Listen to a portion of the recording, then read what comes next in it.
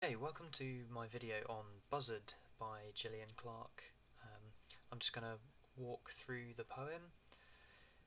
I want to start with a couple of things which we might take for granted, and I've put those in the top left hand corner here, which is that first it's written in the present tense,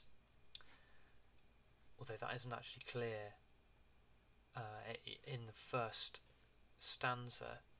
That only becomes clear in the 8th line of the poem, so quite late. You guess it's a buzzard's skull. So it's in the present tense.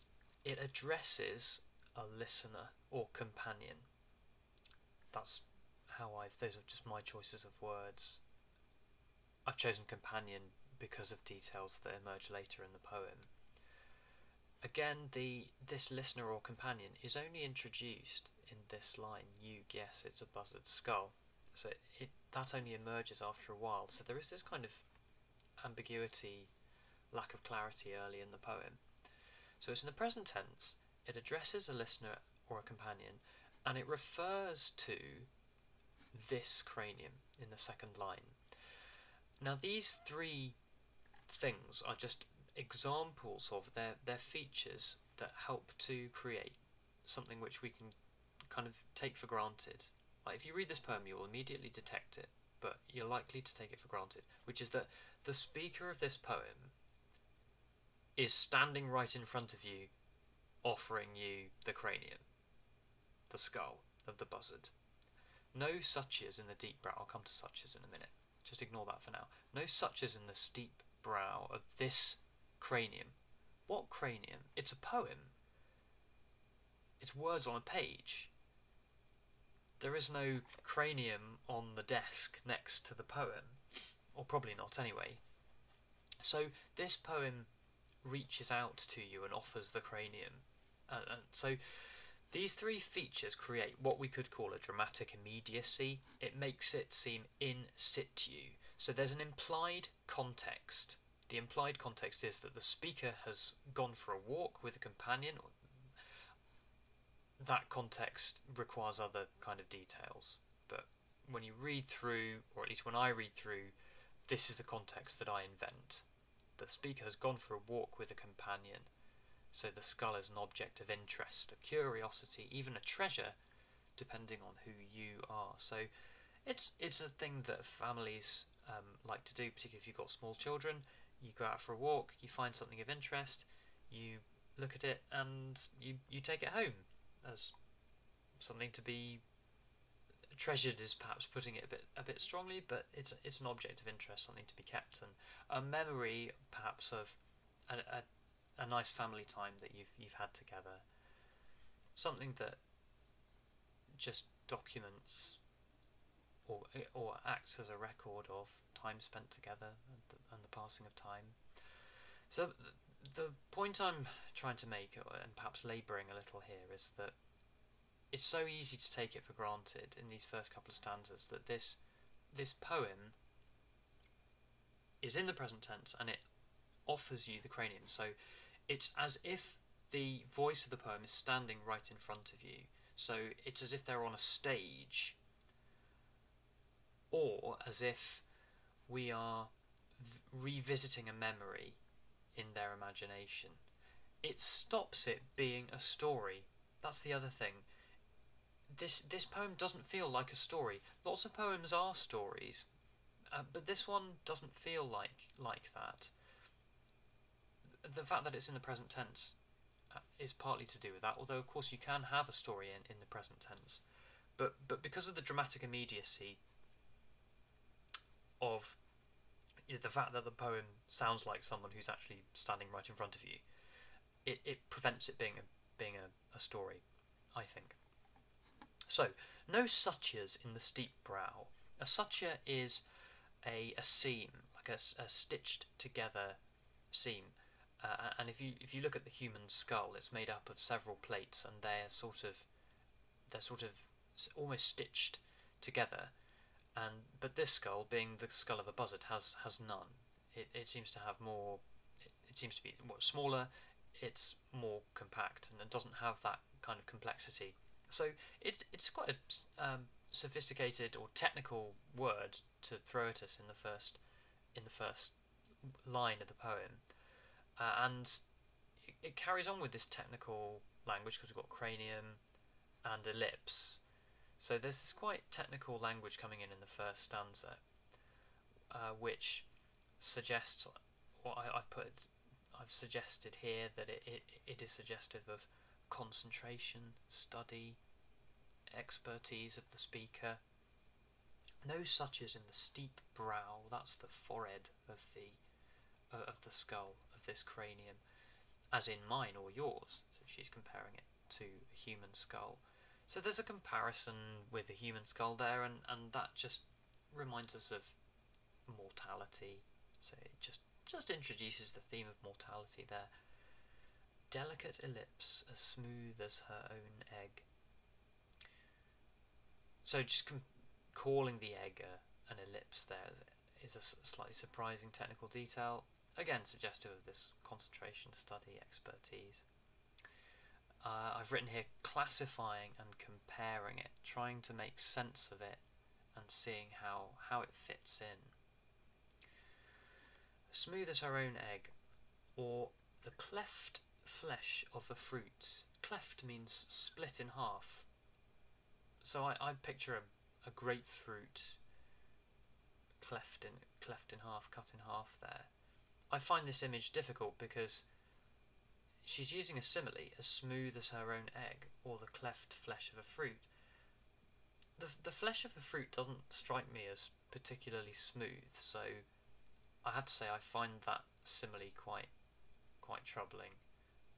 But we can say that the voice of the poem is being creative and playful in the way that she is connecting this object of interest offered up and then comparing it with other things. It's always a good way of explaining a simile, or often a good way of explaining a simile. A simile is just a comparison, and when we compare one thing with another, we're usually making a link and being creative and playful. So it gives some creativity to this voice early on. From the plundered bones on the hill, like a fire in its morning ashes, you guess it's a buzzard's skull.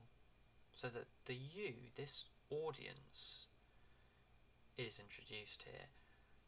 I don't feel that it's a real audience. I don't feel that the listener, the person being addressed here, is really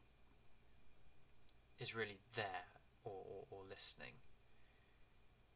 To me, this feels like a sort of a revisited memory, with the voice imagining that she's talking to perhaps a child, a companion on this walk. I've noted here that what I've called the front-loaded adverbial phrases. That sounds terribly complicated, but what it really means is she only gets to the main point of the sentence here. You guess it's a buzzard's skull. And before that we've got from the plundered bones on the hill, like a fire in its morning ashes, and then finally, you guess it's a buzzard's skull. So we're kind of waiting for what the point of this sentence is, especially given that there hasn't been a main what we might call a main verb in this opening stanza. There isn't really a full sentence. No such is in the steep brow of this cranium. That's not a full sentence. Oh, sorry, I beg your pardon. I mean, that's actually a comma, but all the same, no such is in the steep brow of this cranium, as in mine or yours. That's not strictly speaking a full sentence. It doesn't even contain a verb. Delicate a lips as smooth as her own egg, or the cleft flesh of a fruit. Again, no verb, no sentence. So by the time we get to the start of this new sentence here, from the plundered bones on the hill, like a fire in its morning ashes, we're still waiting for the first verb of the poem, and to give it a sense of direction, to give it a sense of something happening.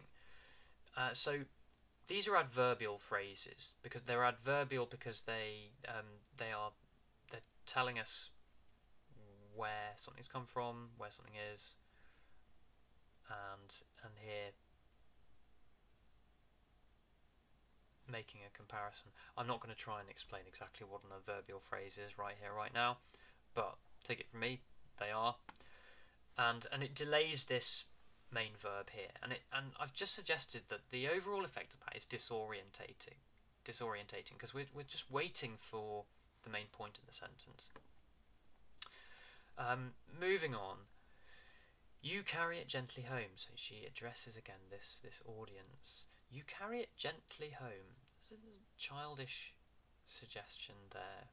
It's just one of the reasons the way I interpret this poem is I imagine a mother having a walk with a child. You carry it gently home. That gentle is just suggestive of childish interest and fascination with the object. I imagine a child that doesn't really know what to do with this skull and is slightly afraid of it, and so you carry it gently. Don't want to break it. Don't want to drop it. Not a child who's not really sure what it is or what it's for or what might happen. And that's kind of supported by what follows. Hoping no last day of the birds will demand assembly of her numerous white parts.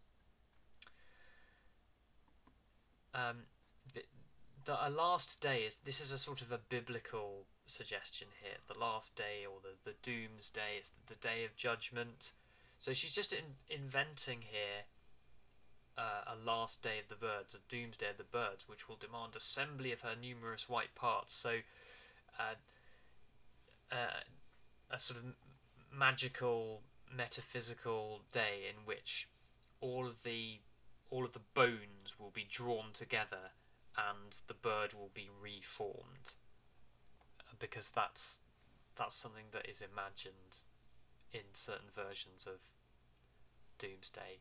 I think that like all of the bones of all the dead people will sort of be drawn together and they'll be reformed into skeletons.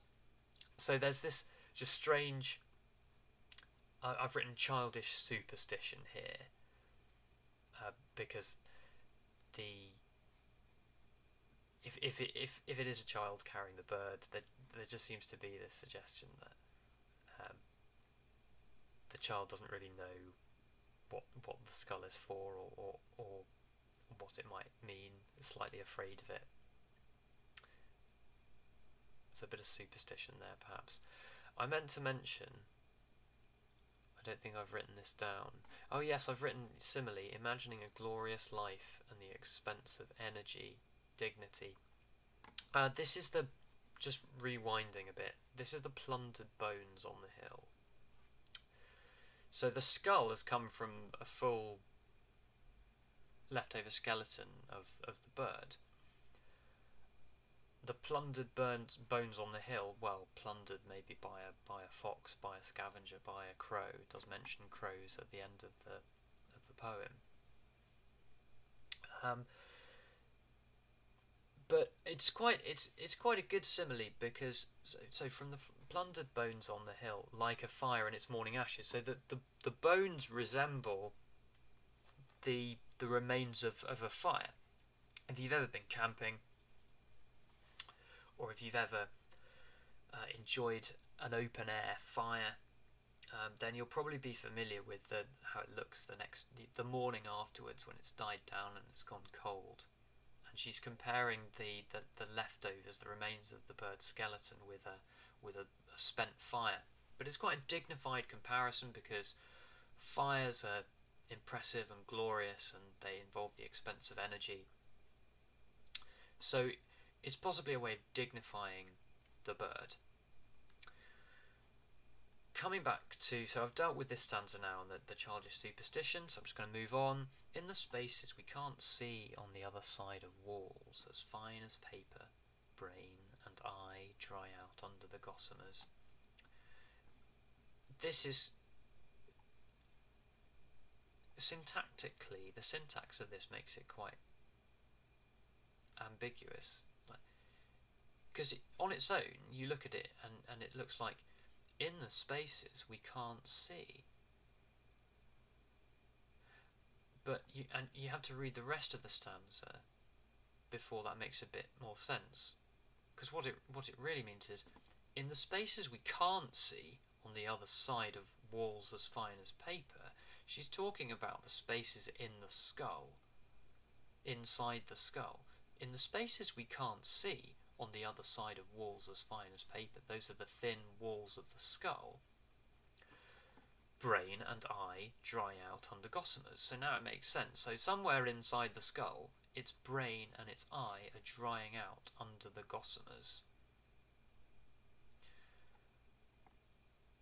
Look up what gossamers is. This is visceral detail, I've put. It's visceral just because the brain and the eye, I mean, the idea of the brain and eyeballs of a dead animal drying out are not desperately pleasant images to us. They're bodily images, and not desperately pleasant. I mean, not terribly unpleasant, but enough to make a few people squirm, perhaps a little bit on that line. So that's why I've written visceral. That's what that means. Visceral means any blood or gore or bodily detail that's slightly unpleasant. That's visceral. And so you really get a sense of her kind of interest and focus on this artifact, on this object of interest here. There's a bit of architectural language here. We've got spaces and we've got walls. So she's thinking about the design of the skull as well as the composition of it. It's composed of organs that are drying out. I can't think of anything further to say about that stanza. This is a monologue, or an internal monologue delivered by somebody who is exploring a memory in quite some detail and taking a curious human interest in an artifact that she's found on a walk. And there's something quite vital and lively about that. You get the impression this is the voice of somebody who takes an interest in the world around them and is good at finding satisfaction and happiness in her current circumstances just by being interested in the world around them. Now, after these 4 stanzas, the rest of the poem seems to be her imagining the life of the hawk, of the buzzard, before it died. So if there is a story of any sort, it's kind of over by this point. We found a skull, we looked at it, you carried it home, and we couldn't see the stuff inside the skull. And now she moves on to imagining the life of the bird. So we've got between the sky and the mouse that moves at the barley field spinning perimeter, only a mile of air, and the ganging crows. So, of course, the perimeter, which is the edge of the field, is spinning because we're seeing things from the hawk's, from the buzzard's perspective. It's spinning because the bird is circling, I guess. So she's imagining the buzzard hunting possibly this mouse, and between the sky where the buzzard is and that mouse there's a mile of air and the ganging crows, and that spinning perimeter, that's a nice sort of bit of personification there, because the perimeter obviously isn't really spinning, it's the bird that's circling. So I've suggested a dizzying perspective there. It suggests an empathy with the bird as the voice tries to put itself in the point of view of the buzzard. Crows and their cries stones at her. So, only a mile of air and the ganging crows, their cries stones at her head. I think that's just a suggestion that the crows are the crows are making a noise because they're trying to they're warning each other about the buzzard and basically warding off the buzzard. Crows are quite strong animals. They're capable of putting up a fight against a determined bird of prey, even if an individual bird of prey is more powerful than them. So that's the crows effectively. They're lobbing metaphorical stones at the buzzard, saying, "Yeah, get lost, don't come near us." This next line is quite an interesting bit of sort of careful construction of the line, because it's quite hard work saying it. In death, at the last stoop, all's risked. If you want to say that, enunciating all the consonants, it's quite hard work. So we've got a double th, we've got th and th in death, the, with a comma in between, and then we've got the last stoop. She's done the same thing again, doubled st there, another comma here, and then we've got all's risked. Again, there's a real cluster of consonants here, and you can write that. You can say there's a consonant. So there's a consonant cluster. I think the clue to what Clarke is trying to do here is this apostrophe here, all's risked, because of course it means all is risked. So why didn't she write all is risked? In death, the last stoop, all is risked. It's quite a deliberate thing to do, to take out the is there and turn it into all's risk. And I think she's done it because it's harder to say all's risked, because you've got to get through the L straight through to the S, all's risk, and then you've got to move from the S through to the R. So you can say that the contraction, that's what this is, by turning all is into alls, that's a contraction.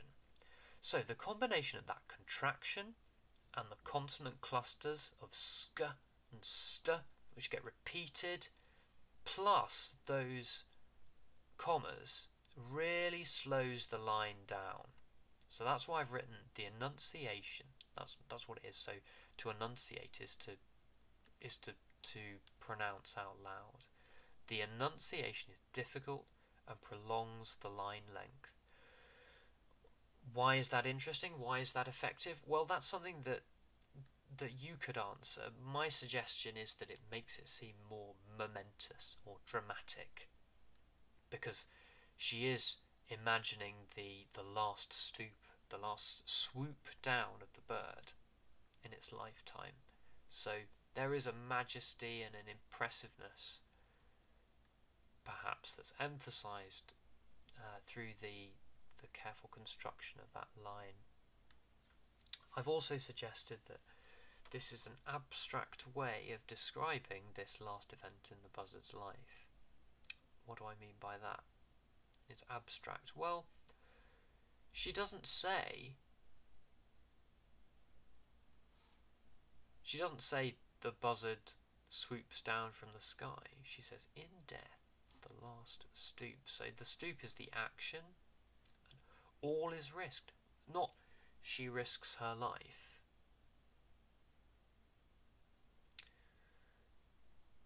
So that there's an absence of concrete nouns here.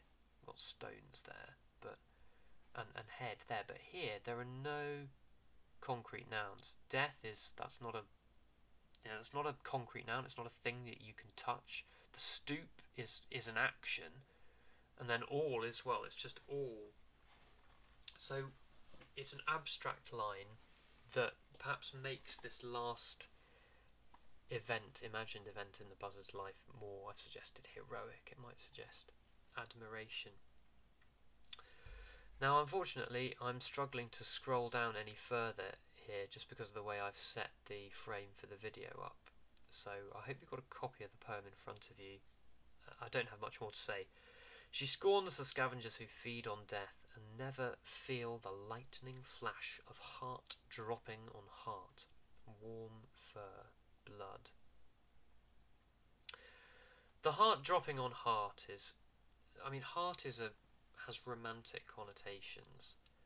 So the heart dropping on heart, well, it has strangely romantic connotations because she repeats that word, so it elevates the status of the event to one of passion and feeling in her imagination.